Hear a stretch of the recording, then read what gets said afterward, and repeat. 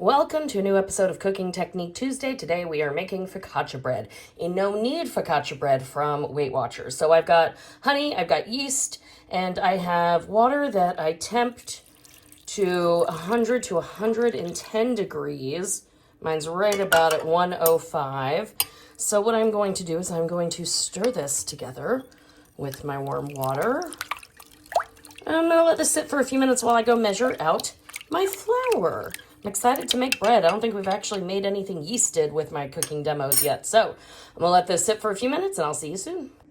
Okay, so my mixture with the yeast, the honey, and the water is foaming, which is exactly what I wanted to do. And then over here, I've got my flours. I've got, actually, I should say, the recipe calls for white whole wheat flour and regular flour, and I'm just using regular AP flour for the whole thing, because I just didn't want to spend the money, to be honest, on buying it. I have enough flour as it is, so I figured, let me use what I have. I've got some salt in there. Again, always check the recipe for the amounts. And then I've got, so the recipe calls for chives and thyme. So I'm actually waiting on my Instacart order. The chives they were out of. The thyme is on its way, but I really need to make this. So this is dried parsley. So I'm going to add that. So I'm going to put some fresh parsley because I went ahead and ordered that instead of the chives.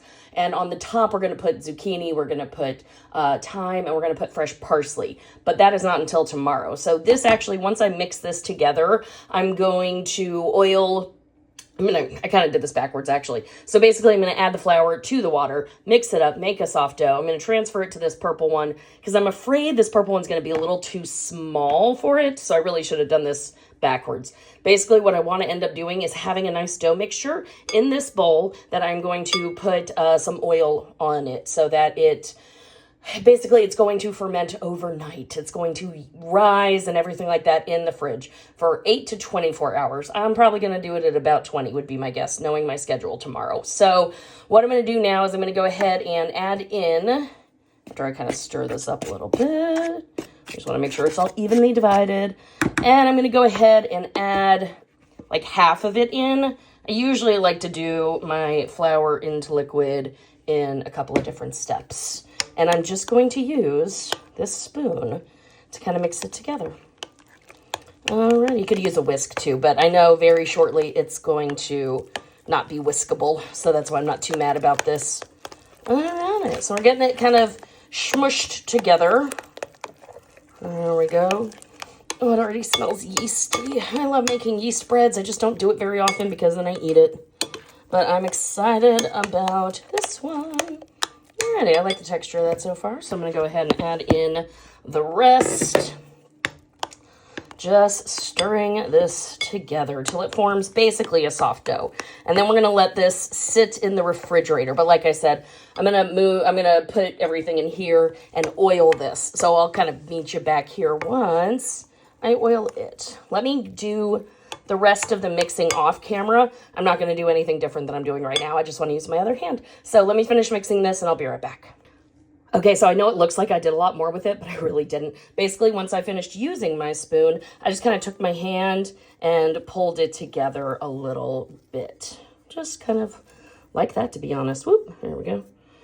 Alrighty, so now I'm going to take myself off camera and I'm going to clean this bowl so I can use it to oil, and then we are going to put it in the fridge. So I'll be back. Alrighty, so I have my bowl cleaned and prepared. So what I did was I put a little bit of avocado oil spray, and I'm just using the avocado oil because I don't have olive oil spray right now, but it's basically just cooking spray. And then I added a tablespoon of extra virgin olive oil to the bottom. And now what we're going to do is I'm going to take, sorry, let me do this. Yeah, we're just going to let it kind of plop in the bowl. Yay, there we go. Yeah, it's pretty much clean. There we go.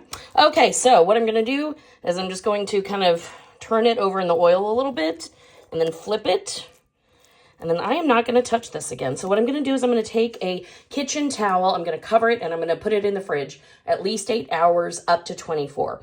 One other note that I forgot to mention earlier with the hot water, so it needs to be between 100 and 110 degrees. Of according to the recipe. That allows basically the yeast and the sugar from the honey to kind of all meld together, and do its like magic, it's science.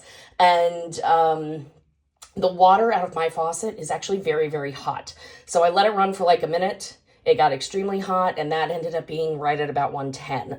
So temp your water when you're doing it, just to make sure you get it to the right temperature. But I'm going to go ahead and put this in the fridge, and I will see you tomorrow. Alrighty, so it's been about 24 hours, and what we're going to do, as you can see, it has grown a little bit. So we're going to fold this in half, and what we're going to do, I've got a 13 by 9, all out. There we go. I've got a 13 by 9 pan, and what we're going to do is I'm going to kind of smush this. It does not have to fit the entire pan just yet, because we're going to let it rest in a warm place. So I got, like I said, 13 by 9. There is the dough, and I'll show you the next step here in 2 seconds. Okay, so this might look weird. We're in my bedroom because underneath this is a heating pad. So it's cold.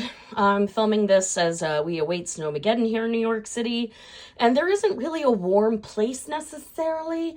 On top of my radiator, yes, but one of my favorite methods, if you don't have a warm spot, because like when I worked in commercial kitchens, there was always a warm spot. But if you put your heating pad on low and put a towel on top just so it kind of, doesn't cook the dough, what we're going to do is let this rise. It should double in size within an hour to an hour and a half. So I'm going to cover it just with some paper towels, and just to, keep it from drying out completely. But I'm going to let this sit for a little bit, but use a heating pad if you don't have a warm spot. So I will see you in like an hour, hour and a half. So while the dough is rising for the next hour to an hour and a half, I've got a colander, I've got a bowl. The colander is sitting on top to give a little bit of space in there. You can also just put the colander in your sink. But we're going to do the zucchini portion of the focaccia because this has zucchini and herbs with it, which I find delightful. So I've got my vegetable peeler. Fun story. This is over 20 years old, and this is the one I used in culinary school. So what we're going to do is just make ribbons. If you don't have a Y peeler, you are totally fine.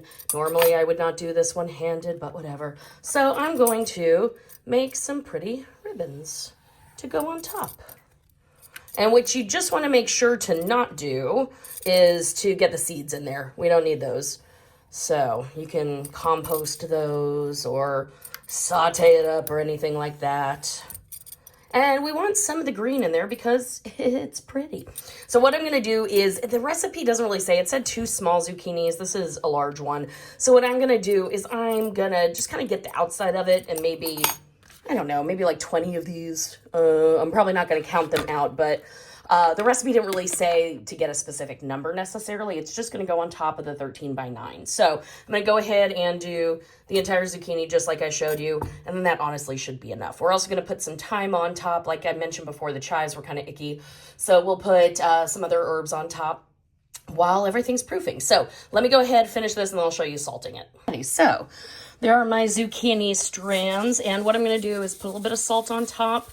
That looks like a lot, yes, but we're going to toss it in this because what we want to do is get the excess liquid out. So we're actually going to let this sit in the colander over the bowl, there we go, for 30 minutes at least, if not an hour. And then after that, we will pat it dry with paper towels, so most of that salt's going to come off.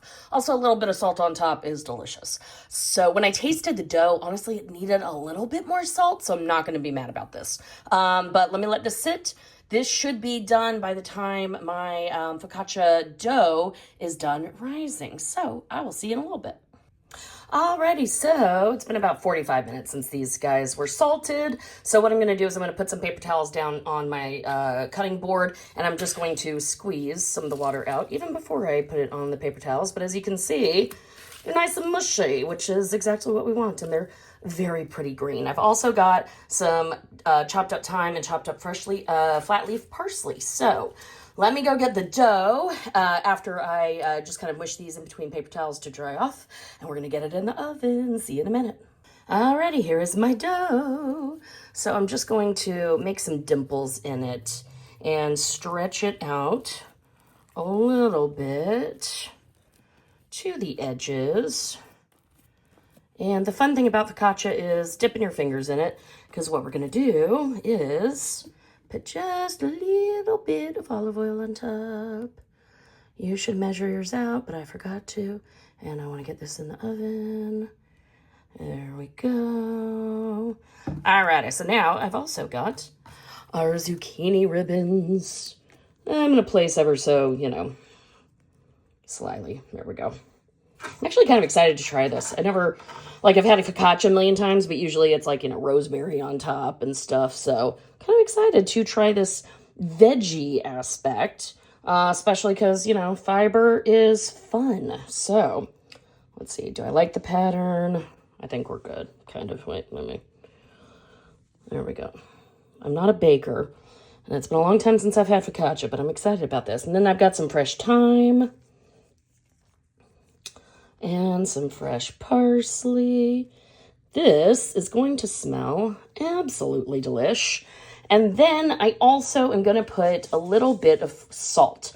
I was looking for my flaky sea salt, and of course I can't find it. I will probably find it in an hour. So I'm just going to put a little kosher salt on top. You don't have to. The recipe doesn't call for it. But in my personal opinion, I like focaccia to have a little bit of salt on top. And like I said, the dough, I feel like it needed actually just a scotch more of the salt. So feel free to add a little bit more when you're making the dough, unless you're watching your sodium. So I've got the oven to 450 because high heat for this guy. So I'm going to put it in at 450 and I'm going to check it after 15 minutes, but it should be done in 20. So I will see you when it's done.